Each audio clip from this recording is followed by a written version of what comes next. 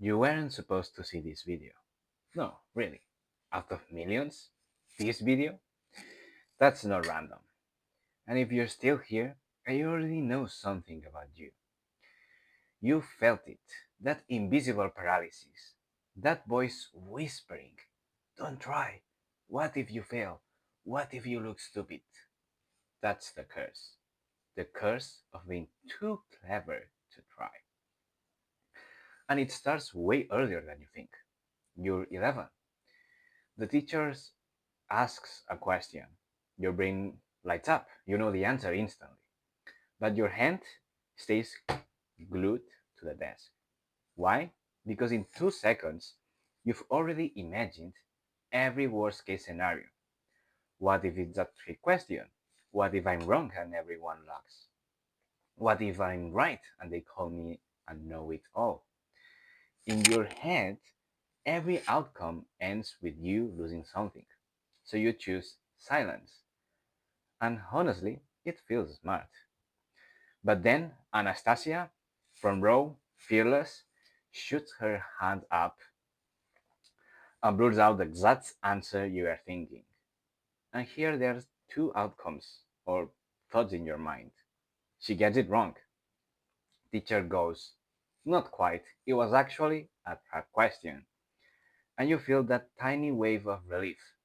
Thank God, that could have been me. She gets it right. Well, of course she gets it right. It's the same answer that I had. That tiny moment, the relief, the quiet superiority, that's where the curse plants its seed. The message is risk is dangerous, being seen is costly. So, fast forward, university, your first real job, a group project. You see the move no one else sees, the better strategy, the cleaner design, the idea that could change everything.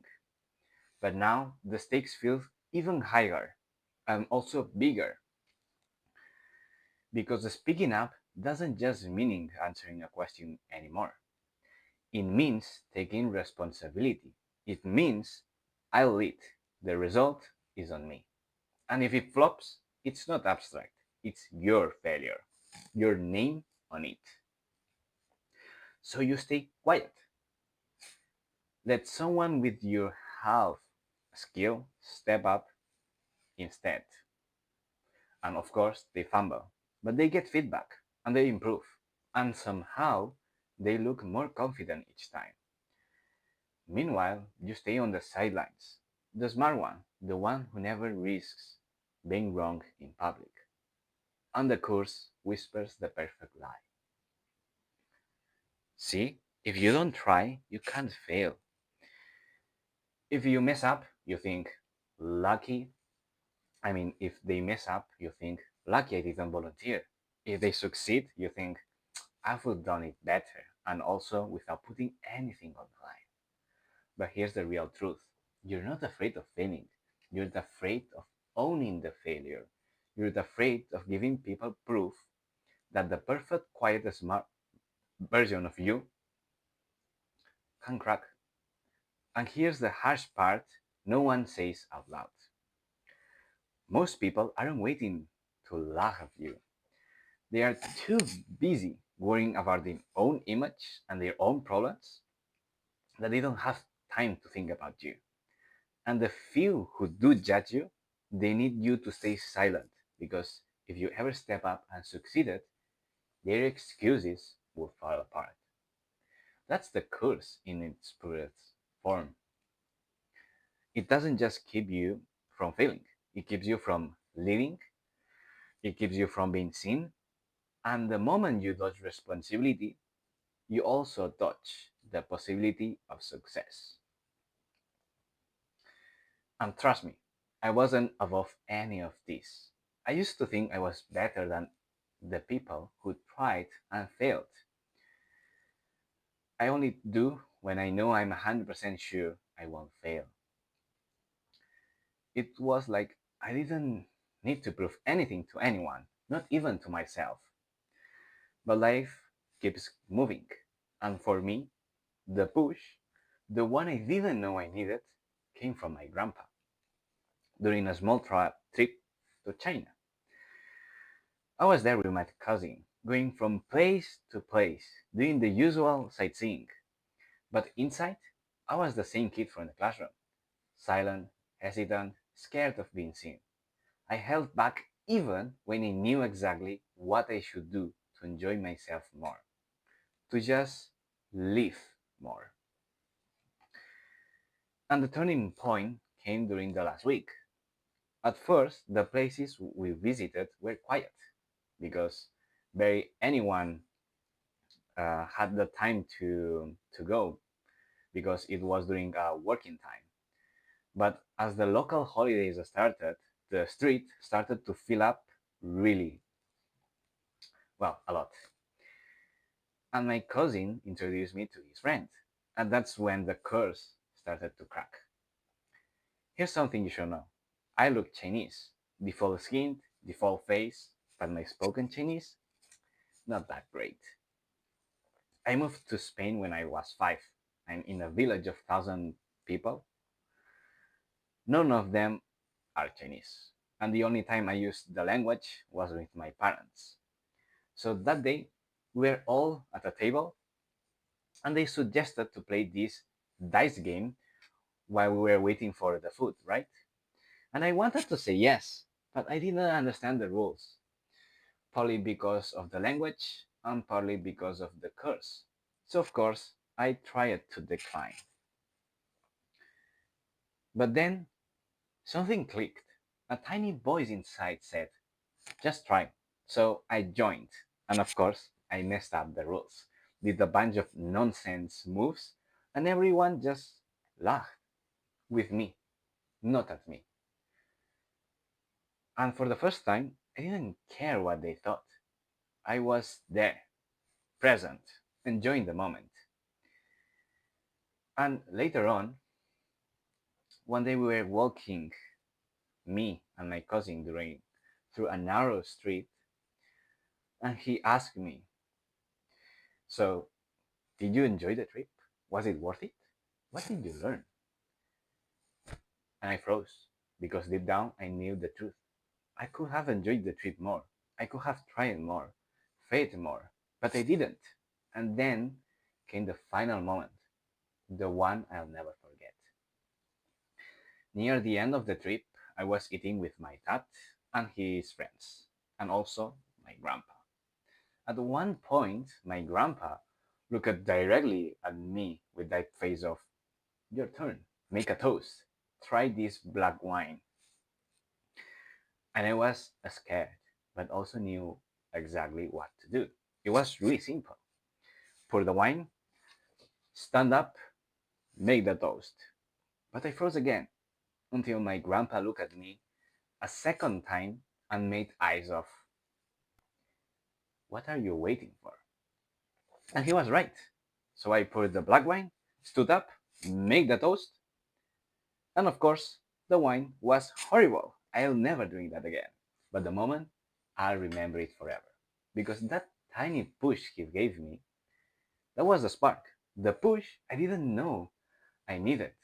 And right there, I made a promise to him and honestly to myself.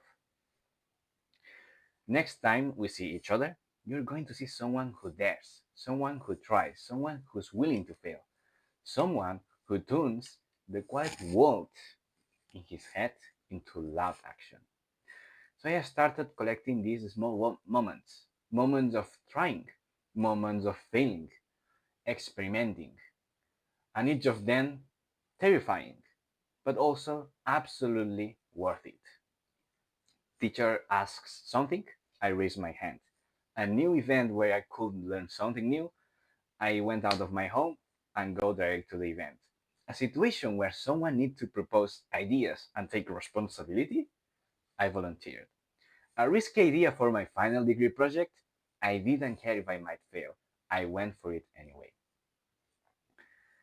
And slowly, the curse got quieter. Those voices that kept me frozen started fading. Because every attempt, good or bad, became proof that I could keep going. Proof that the world doesn't collapse. when you take a risk. Proof that trying matters. And every single time I learn the same thing. Stepping out of the bubble, out of the comfort zone, shows you part of life that you've never seen otherwise. Excitement, adventure, sometimes failure, sure, but also so many small wins, so many victories that I kept asking myself, why I didn't do this sooner? I wasn't just avoiding failure, I was avoiding my own life. Look at the SpaceX. The rockets blew up again and again, but each time, each explosion wasn't a defeat. It was data, a step forward, an iteration. Every failure launched the next success. And that's the part the course never wants you to understand. Failure isn't the opposite of success, it's the engine that drives it. The course blinds you. It convinces you that the success and failures are enemies, when in reality they're dance partners. One always leads the other. So when you avoid failure, you're not staying safe. You're avoiding every path that could have taken you somewhere worth going. But you're standing still, watching everyone else dance. But here is where it gets darker. The smarter you are, the harder the curse hits. The more terrified you are of being humiliated, exposed, of showing vulnerability through failure. Because your brain can simulate every bad outcome. You can see the entire map of what could go wrong. You calculate every variable, every risk, every embarrassment, until all that is left is nothing. Inaction, paralysis by analysis, silence. And that silence feels safe. But safety? Safety is just comfort dressed up as logic, and comfort left for too long calcifies into regret.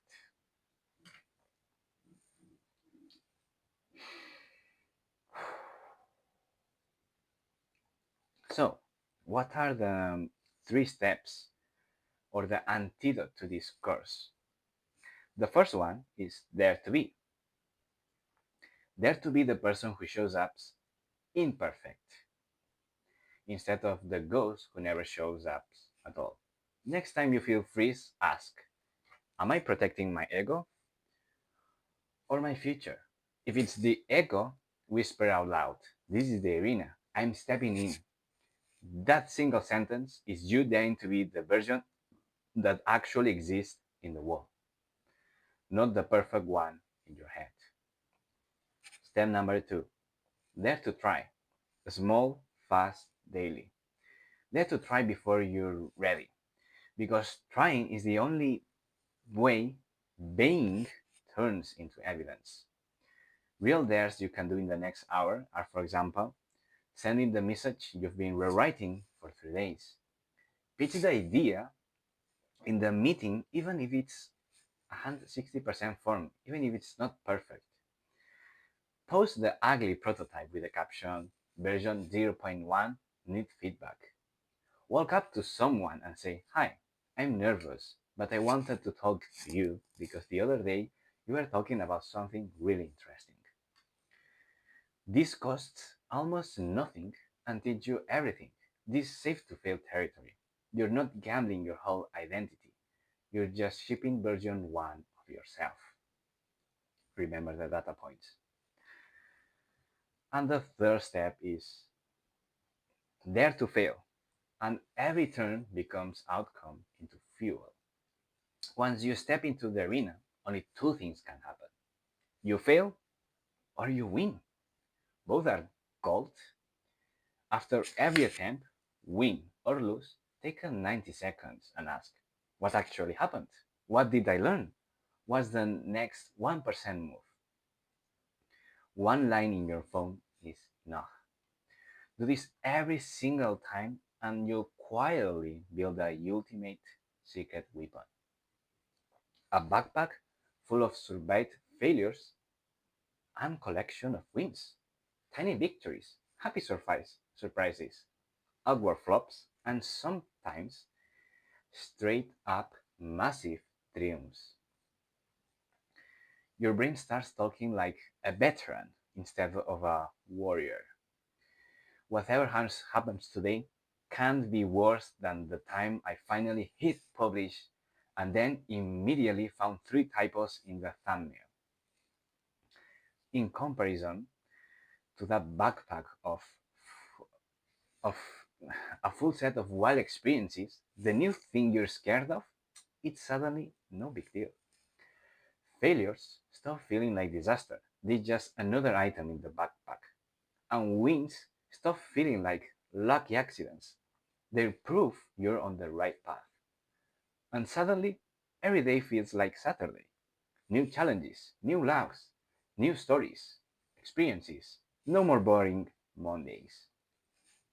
Just life, wide open, waiting for you to dare again. Here's the mantra, now fully earned. Dare to be. Show up as the real imperfect you. Dare to try. Ship the messy early version. Dare to fail or win. And turn every single outcome into the next version of yourself. Do that loop enough and something wild happens.